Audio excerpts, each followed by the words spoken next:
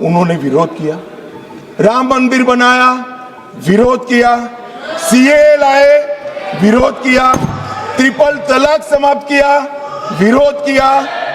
GST लाए, विरोध किया, खत्म किया, विरोध किया। नक्सलवाद खत्म किया, विरोध किया। आतंकवाद को सख्ते में डाला, विरोध किया। सर्जिकल स्ट्राइक, विरोध किया। एयर स्ट्राइक, विरोध किया।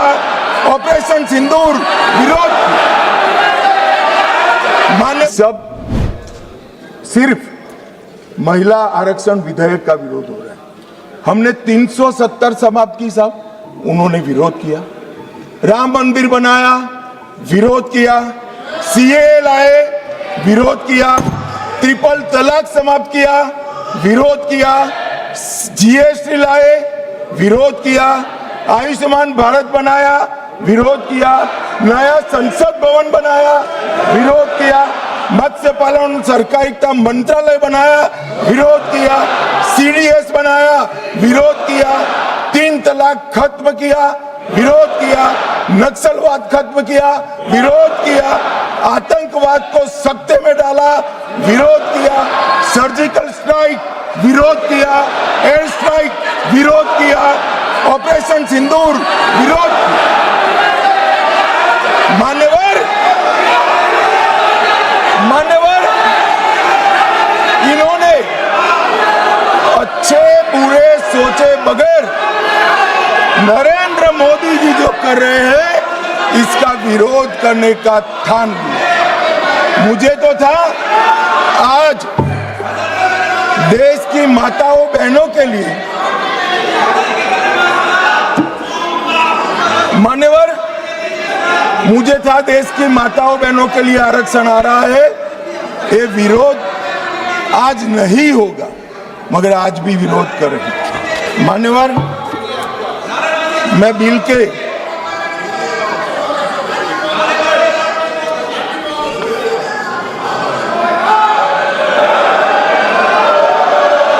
नारेबाजी मत करिए प्लीज प्लीज।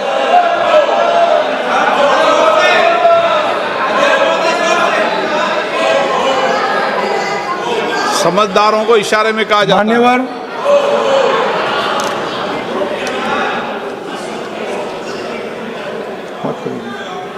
मान्यवर, बिल के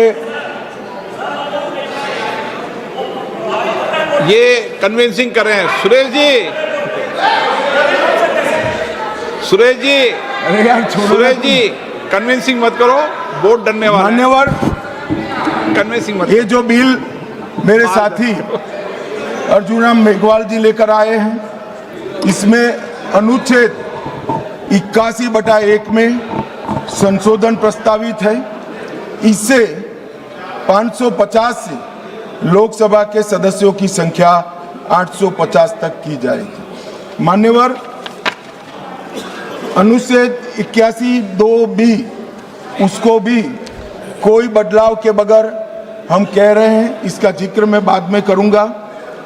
अनुच्छेद 81(3) में जनसंख्या को नवीन जनगणना के अनुसार परिभाषित करने का जो है, उसमें हम प्रोविजो क्लॉज लगाते हैं और इसको समाप्त करते हैं।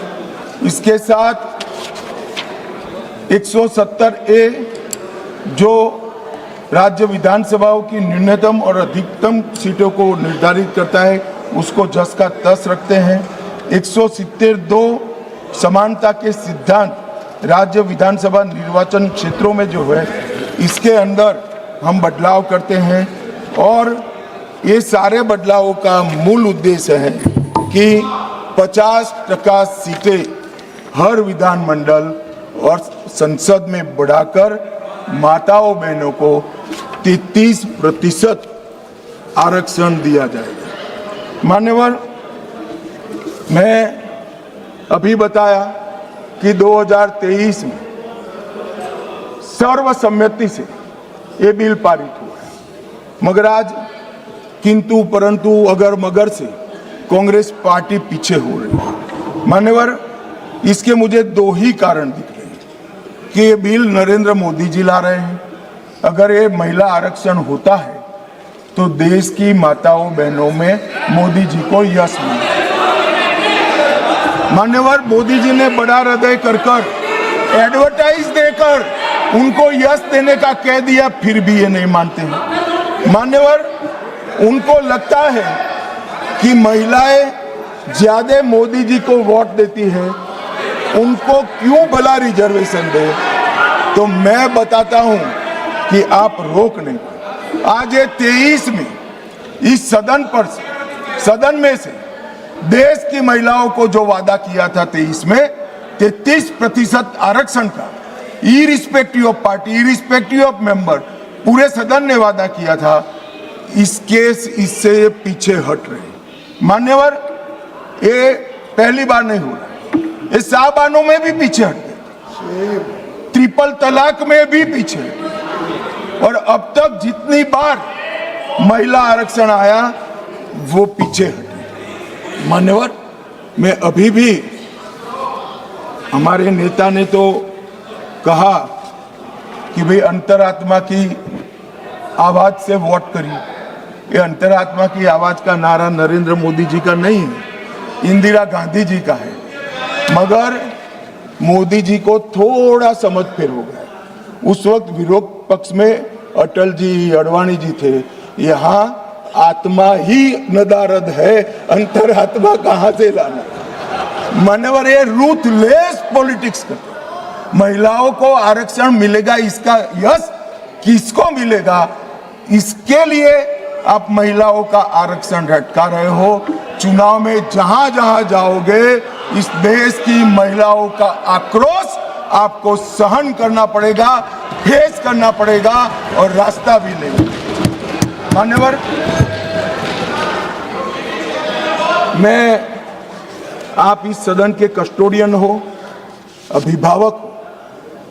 मैं टीवी पर विपक्ष के नेता का भाषण सुन रहा था। आपकी जिम्मेदारी है कि ये सदन की गरिमा पूरे देश में और विश्व में बनी रहे। मान्यवर, ये जो भाषा है सदन की मर्यादा तोड़ने वाली, आप क्या भाषा उपयोग, कायर है, आप सरेंडर कर रहे हो, आप मुझसे डरते हो, अपशब्दों का प्रयोग होता है, असंसदीय शब्दों की भरमार लग जाती है। सदन में कोई आंख मारता है, कोई मुस्कुराकर बैठता है। मान्यवर, सदन के रास्ते पर चाय पकोड़े खाते हैं। सदन के रास्ते पर किस प्रकार का विपक्ष के नेता का बिहेवियर, किस प्रकार की भाषा है, क्या वो समझते हैं कि ये भाषा को देश नहीं सुन रहा है? ये भाषा को देश सुन रहा है। आपकी और आपकी पार्टी दोनों का परिचय देश को हो रहा है। मान्यवर, संवैधानिक संस्थाओं का अपमान करते हैं, फ्लाइंग किस कर देते हैं, धक्का मुक्की करते हैं, बाहर जाकर बयानबाजी करते हैं कि सरेंडर हो गए। स्पीकर को बार बार रोकना पड़ता है और सत्र छोड़कर विदेश चले जाते हैं। मान्यवर, मैं इतना जरूर कहता हूं कि ये भाषाओं में तीव्रता से भावनाएं व्यक्त नहीं होती है। सदन में बोलने की कला आपके बहुत सारे सीनियर लोग हैं, उनसे सीख ले, और सीनियर लोग ना हो तो प्रियंका जी ही है, उनसे थोड़ा सीख ले कि सदन में कैसे बोलना चाहिए। मान्यवर, ये कहते हैं ये क्रूर बिल है, महिलाओं को आरक्षण देने वाला बिल क्रूर बिल है। उत्तर और दक्षिण के बीच में भेदभाव कर रहे हो, दक्षिण का प्रतिनिधित्व कम हो जाएगा। इतना कल समझाने के बाद भी अगर ये स्टेटमेंट आता है मान्यवर, तो मैं मानता हूं ये जानबूझकर दिया गया स्टेटमेंट है।